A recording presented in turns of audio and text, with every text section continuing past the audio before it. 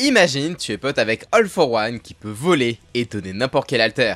Et il te demande quel pouvoir tu aimerais avoir. Donc là, t'es en train de réfléchir, tu veux choisir un alter hyper puissant pour être le plus fort. Sauf que si tu ne sais pas, je vais t'aider. Allez, il est temps de voir quels sont les alters les plus puissants de My Hero Academia. Et je préviens, mais je vais spoiler jusqu'à la fin du manga et également le spin-off Vigilant. Allez, c'est parti. Mais juste avant de commencer à parler des meilleurs alters de My Hero Academia, j'aimerais vous parler de ceux grâce à qui cette série des meilleurs pouvoirs a pu voir le jour, Opera GX, dont je suis fier d'être l'un des nouveaux ambassadeurs. Pour faire simple, Opera GX, c'est vraiment le navigateur qui dépasse les limites plus ultra. Niveau puissance, Opera GX, c'est All Might, et les autres navigateurs tout fade, c'est les randoms du collège des Deku. Ici, tu peux tout personnaliser à ta sauce avec les GX Mods, que ce soit le fond d'écran animé, la musique de fond, les sons de clavier, les effets visuels qui te mettent dans l'ambiance jusqu'aux icônes de l'interface, tu peux vraiment tout changer. Niveau style, t'as tout pour un fan d'animé, que ce soit du Guts, Gojo, Zoro ou évidemment Deku. Et le mieux, c'est que tu peux mélanger les éléments de différents mods pour créer ton propre style unique. Pour ça, il te suffit de parcourir le GX Store. C'est ici que tu peux explorer les mods les plus populaires, tester leurs fonctionnalités et créer un navigateur à ton image. Mais Opera GX, c'est pas que du flow, c'est aussi ultra pratique. Avec le vidéo pop-out, tu peux regarder des vidéos tranquillement sans avoir besoin d'un deuxième écran. Tu as même un splash screen qui peut être différent en fonction du mode que tu as utilisé. Et même si tu changes d'onglet, la vidéo reste. Un vrai alter multitâche niveau Hero Pro. Et si t'as peur de quitter ton vieux navigateur, t'inquiète, Opera a pensé à toi avec un outil d'import hyper simple. Regarde. En seulement quelques clics, je récupère tous mes favoris, mon historique et même mes cookies. Encore plus rapide que Deku à 100%. De quoi vraiment te rendre fan d'Opera GX comme moi. D'ailleurs, Opera GX a aussi lancé son site officiel de merch. Et franchement, c'est ultra stylé. Il y a pas mal de choix avec des peluches, des gourdes, des fringues et même du matos de gaming. Et puis franchement, regardez ce que j'ai reçu, c'est stylé non? Perso, j'aime beaucoup le t-shirt et la gourde. D'ailleurs, si tu utilises mon code promo MONGALCORE10, tu peux avoir 10% de réduction dessus. Alors si toi aussi tu veux faire passer ton navigateur au niveau plus ultra et de devenir aussi unique que les alters de My Hero Academia, fonce cliquer sur mon lien en description pour télécharger gratuitement Opera GX. Allez, maintenant qu'on sait qu'il est le meilleur navigateur, il est cette fois temps de voir quel est le meilleur alter de My Hero Academia.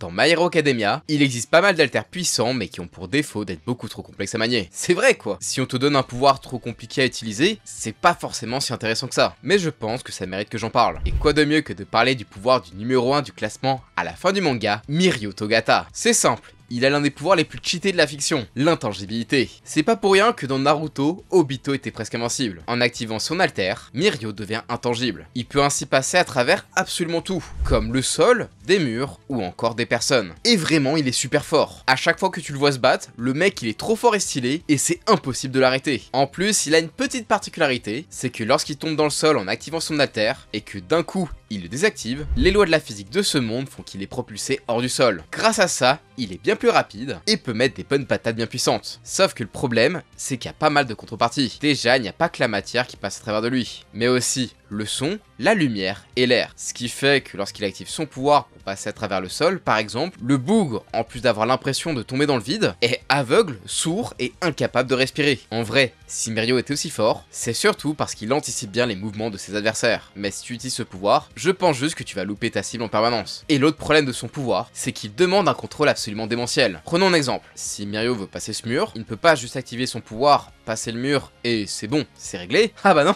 ça serait bien trop simple. Non, ici Mirio, il doit activer son pouvoir sur tout son corps, sauf sur un pied, sinon il tombe dans le vide, passer le mur à moitié, désactiver et réactiver à l'inverse son pouvoir sur son autre pied, pour qu'il puisse passer l'autre moitié de son corps, et enfin c'est bon, il a passé son mur. Ouais, c'est hyper galère, rien que pour un truc basique comme ça. Alors imaginez, dans le feu de l'action, contre un vilain qui vous attaque, vous balance des trucs dessus et tout. Et en plus de ça, je le rappelle, mais tu vois et tu n'entends rien, et tu peux même pas respirer. Vraiment un enfer. L'alter est certes extrêmement puissant, mais ça demande un contrôle absolu. Perso, j'aurais été tellement traumatisé en l'activant pour la première fois, que jamais de la vie j'aurais pris le temps de l'améliorer. Ensuite, dans le même délire, on a l'alter de Best Jeanist ou celui de Hawks. Avec le premier, vous pourrez manipuler à votre guise n'importe quelle fibre de n'importe quel vêtement, et en faire littéralement ce que vous voulez avec. Et vu qu'on vit dans un monde où absolument tout le monde est habillé en permanence, vous comprendrez que c'est juste trop fort. Et si les fibres de tissu lambda ne suffisent pas pour restreindre un ennemi, et bah pas de soucis, puisque vous pouvez aussi utiliser des fibres de carbone à la place. C'est bien plus résistant, et avec ça vous n'aurez aucun mal pour combattre qui que ce soit. Et sinon vous avez l'alter de Hawks, qui lui donne une paire d'ailes dans le dos qui lui permet de voler. Mais ce n'est pas tout, il peut aussi contrôler chaque plume que composent ses ailes individuellement, et il peut également les durcir pour en faire des lames. Son alter le rend assez polyvalent, il peut envoyer ses ailes pour sauver des gens,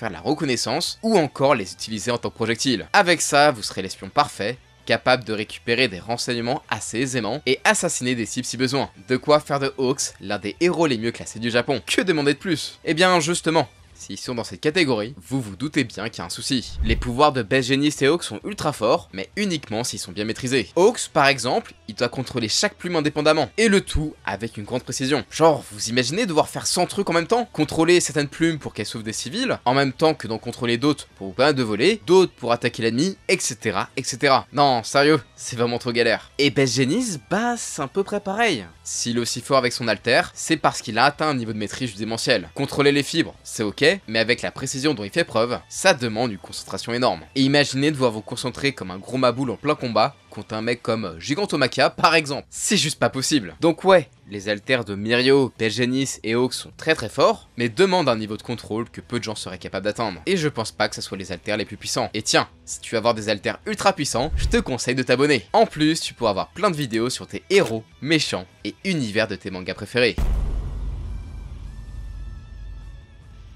Bon, les alters très puissants qui demandent une très grande maîtrise, il y en a pas mal. Toutefois, je pense que c'est mieux d'avoir un alter très fort sans que ça soit trop galère. Et bien, quoi de mieux pour ça que d'avoir un pouvoir comme celui de Bakugo ou Choto. Avec le premier, c'est assez simple. Tu peux produire des explosions via la nitroglycérine que ton corps produit naturellement. Grâce à ça, tu as une force de frappe franchement très élevée. On l'a vu plein de fois faire d'énormes explosions. Mais c'est pas tout, car tes explosions peuvent aussi te servir pour te propulser dans les airs à des vitesses folles. On l'a déjà vu se déplacer si vite que pour ses adversaires, c'est comme s'il se téléportait. Et puis bon, le mec a quand même affronté et vaincu All for One à la fin du manga, donc ça montre quand même une sacrée puissance de frappe, parce que pour coucher le boss final, fallait y aller. Niveau puissant, je pense que l'alter de Bakugo est plutôt pas mal, en plus d'être assez simple à prendre en main, vu que les seules faiblesses du truc, c'est qu'il doit transpirer, et que s'il envoie trop de puissance, ça lui défonce les bras et les épaules. Pour ce qui est celui de Choto, il a également un alter extrêmement puissant, et pour cause, Endeavor, l'éternel numéro 2, a souhaité avoir une progéniture ayant un alter qui le surpasserait, lui et All Might. Choto peut donc faire du feu, mais aussi de la glace. Et contrairement à son père qui est limité par la chaleur de son alter, Choto n'a pas ce problème, puisqu'il peut réguler à volonté la température de son corps, même si ça demande un certain contrôle. Avec cet alter, tu peux faire des murs de glace gigantesques, des vagues de flammes destructrices et plein de techniques hyper puissantes. Vraiment, rien que dans l'arc du tournoi, tu voyais que Choto était vachement supérieur à tout le reste en termes de puissance brute. Toutefois, ça c'est rien, vu que ça concerne que le début du manga, puisqu'en concentrant les propriétés de l'alter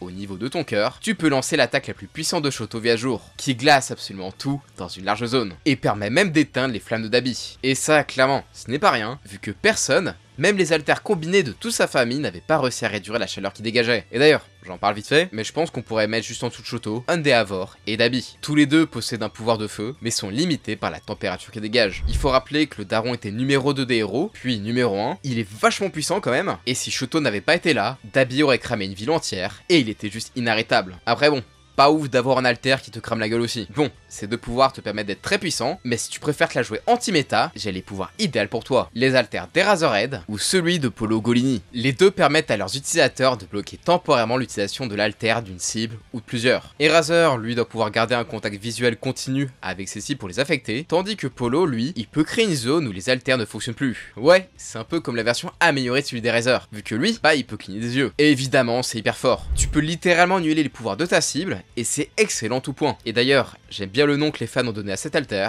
le None for All. Et clairement, sans le prof principal des Secondas, les combats contre Shigaraki auraient été bien différents. Ce dernier le considérait tellement comme une menace que dès qu'il en a eu l'occasion, il lui a sauté dessus pour l'handicaper. Mais si ton délire c'est de foutre la merde et t'es un grand vilain, alors je pense que des alters comme celui de Koda ou celui de Queen Ashizuka feraient carrément l'affaire. Avec Annie Voice, tu as le pouvoir de contrôler les animaux par la parole. Et là, tu te dis que, ok, c'est sympa, mais comment ça pourrait être si fort que ça? Genre, même si tu ramènes Sangori, quasi tous les héros peuvent les battre sans problème. Eh bien, c'est parce que son pouvoir affecte aussi les insectes. Et juste, imagine, il ramène sur toi une nuée de moustiques qui viennent sucer tout ton sang, ou pire, il fait appel à des veuves noires, soit une des araignées les plus mortelles qui existent, et qui le ramène genre 1000. Eh bien là, mon gars, bonne chance pour pas te faire piquer, car le machin, il fait entre 5 et 18 mm. On l'oublie trop souvent, car Koda a peur des insectes, du coup il fait presque jamais appel à eux, mais en vrai, s'il avait voulu se la jouer malveillance max, en une nuit, il aurait pu ramener tout plein d'araignées ou d'insectes mortels chez tout le monde. Et hop, une population rasée. Genre, t'imagines Koda en Australie, le pays avec toutes les pires créatures mortelles qui existent, le bouc serait invincible. Sinon, avec l'alter Queen Bee de Queen Ashizuka, tu auras le pouvoir de générer et contrôler un essaim d'abeilles. Alors, Dit comme ça, c'est pas ouf. Sauf qu'avec ces abeilles, tu peux soit les envoyer pour récolter un max d'infos absolument partout, ou alors les envoyer pour piquer des gens. Et vraiment, c'est ultra cheaté, puisque la personne piquée se fera totalement contrôler. Donc si ton but est de devenir un maître du crime, qui sait tout le temps ce qui se passe dans ta ville, et qui a une armée de marionnettes à son service, cet alter est fait pour toi. Bah oui, tout contrôler est également une forme de puissance. En plus de ça, même si tu veux pas prendre le contrôle de quelqu'un en le piquant, pas de soucis, car chaque abeille peut, si tu veux, transporter une petite dose de la substance de ton choix, comme du poison ou de la drogue qui bouche les haltères par exemple. Tu peux même créer des abeilles explosives, qui font en vrai de bonnes explosions. Donc avec cet alter, tu peux soit la jouer destruction max en envoyant des abeilles partout dans la ville et en les faisant exploser, soit maître du crime, avec tout le monde à tes pieds et un réseau d'informations énorme. Bon après, faut quand même accepter de ne pas avoir un corps humain à proprement parler, vu que tu ressembles à une abeille avec un énorme abdomen bien dégueu. Mais quand même, son pouvoir est vraiment pas mal. En plus, tant qu'il reste au moins une abeille en vie, n'importe laquelle peut prendre la place de la Queen Bee pour parasiter un nouvel hôte. Ce qui fait qu'en soi, tu es presque immortel.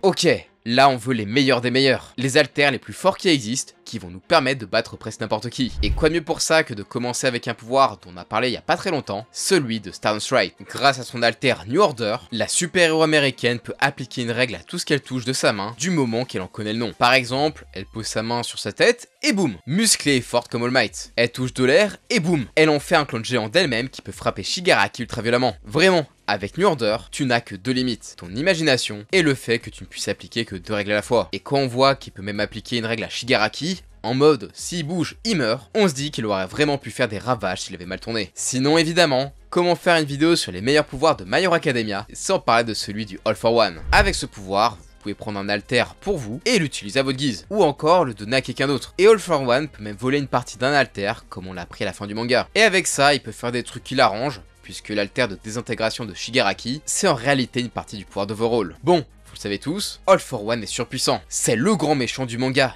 et il a montré à plusieurs reprises à quel point son pouvoir est fort. Et en même temps, c'est normal, avec ça il peut choisir son build. Car en plus de voler les haltères et les utiliser à sa guise, il peut aussi les combiner entre eux pour en faire des combinaisons d'haltères surpuissants. C'est pas pour rien que c'est rapidement devenu le grand maître du mal. Après encore une fois, si ton but c'est la destruction, un alter comme celui de Shigaraki est fait pour toi. En touchant quoi que ce soit, tu peux le désintégrer. Humain, objet, sol, bâtiment, tout y passe. Et le plus fort, c'est qu'une fois son maximum, la désintégration se propage toute seule. Donc il suffit de toucher une fois un bâtiment, et pouf, ça se répand à tous les autres. Et bye bye tout un pâté de maison. Après, c'est un peu horrible d'avoir ce genre de pouvoir, car tu vas juste buter sans faire esprit toute ta famille quand il se déclenche pour la première fois. Mais bon, pour être le plus grand des destructeurs, il y a un prix à payer. Après, il y a encore mieux, avec l'alter Overhaul de Kai Shisaki. Lui, c'est simple. C'est la désintégration de Shigaraki, mais avec la possibilité de réassembler sa cible. En te touchant, Overhaul peut complètement te détruire et te réassembler à sa guise. C'est honnêtement, je pense, l'un des 3 meilleurs alters du manga, car il vous permet d'absolument tout faire. Tuer des gens, détruire tout ce que tu veux,